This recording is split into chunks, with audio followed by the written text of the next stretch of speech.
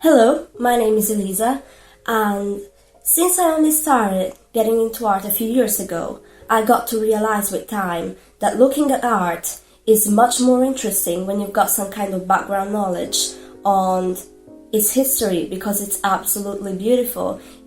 Like looking at a photograph, having the story behind it makes it much more enjoyable to look at. So, about 7 years ago, I went to the Lyon Museum of Fine Arts, and I know that had my 10-year-old self known more about the history of art, she would have enjoyed much more.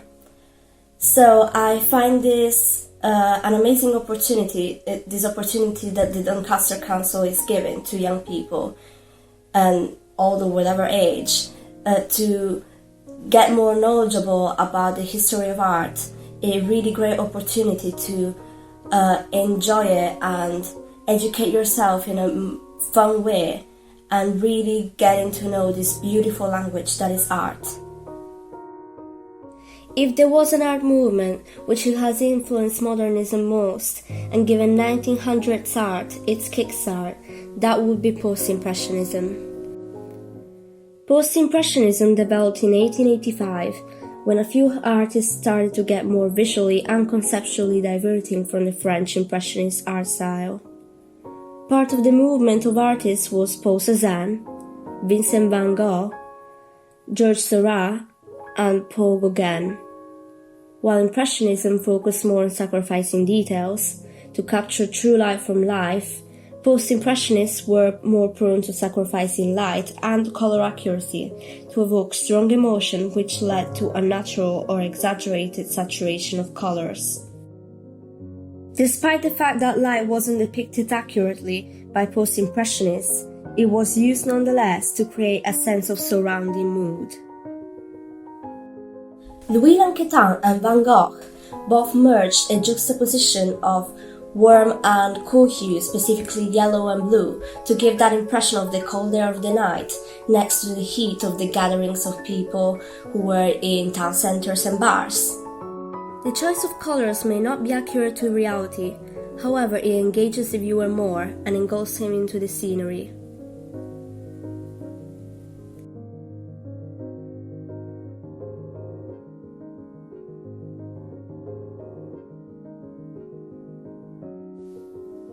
Symbolism was also part of the post-impressionist tools to achieve that emotional experience.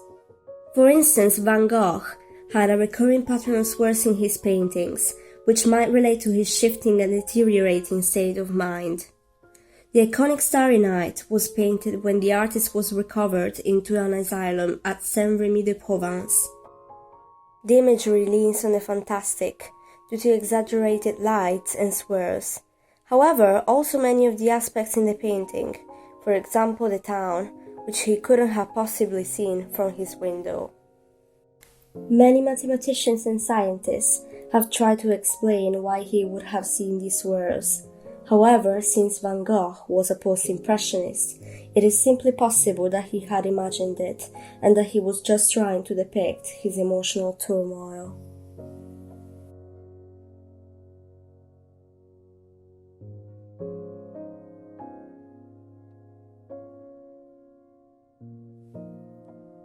The accentuated pattern may in some way intermingle with the current situation in his life, when he had already mutilated his ear and accepted his poor mental health, as he had already checked himself into an asylum.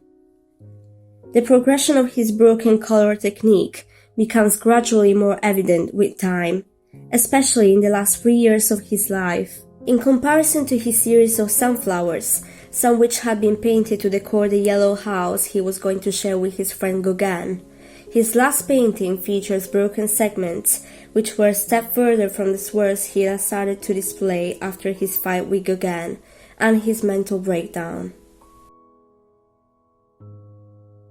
In contrast with Van Gogh's last painting, Starry Night over the Rhone has a higher color sky than the river, which makes it look less gloomy. This painting also has a very heartfelt feel, thanks to the couple in the corner, which seems to enjoy the calm evening. This was the period in his life where he had just moved into art with hopes for a new start away from the demands of the city. It is, however, towards the end of the year that his paintings had started to change, together with his mental health.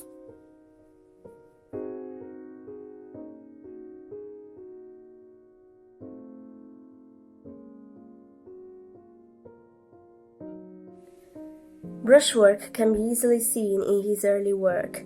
However, with time, it starts to curl and feature racing lines, which almost look feverishly done. In fact, most of his more than 20,000 artworks were produced in his final 2 years, which suggests during that time, his painting might have gone increasingly fast. Van Gogh had only sold one painting in his life, the Red Vineyard at Arles.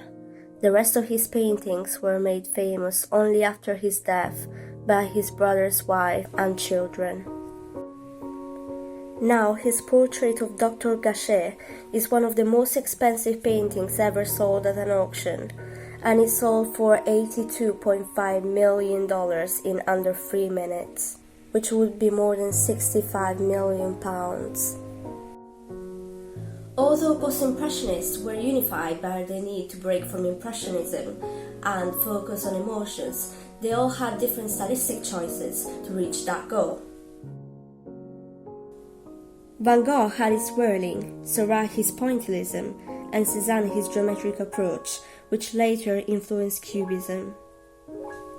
For example, Van Gogh used to take more liberties in his brushwork than Cézanne, as it tended to take a more textual quality, in addition to the strokes being much more individual and clearly separated. Seurat's pointillism is a really interesting concept. Seurat wanted the viewer to blend the colors with his own eyes. He wanted the viewer to come up with interpretations on his own, as he displayed face expressions which looked deep in thought. Most people in the painting seem to be in their own world and be thinking of their own troubles.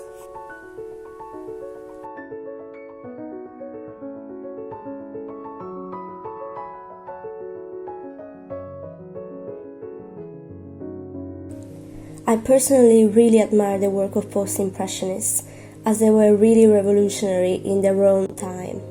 Like impressionists, they broke away from convention, but the twist that really made their movement special was the fact that they tried to depict what they personally saw into a scene, which gave us the possibility to see through their eyes. Although not many artists identify as post-impressionists today, the post-impressionist movement continues to have its impact on art, as it encourages artists to give art their own shape and twist. Vincent Van Gogh once said that normality is a paved road. It is comfortable to walk, but no flowers grow on it. Now, thanks to him and the other revolutionary artists, art has new ramifications and blossoms. As previously mentioned, post-impressionism has been fundamental for the beginning of the 20th century art, as it had been the foundation for expressionism, fauvism, cubism, and much more.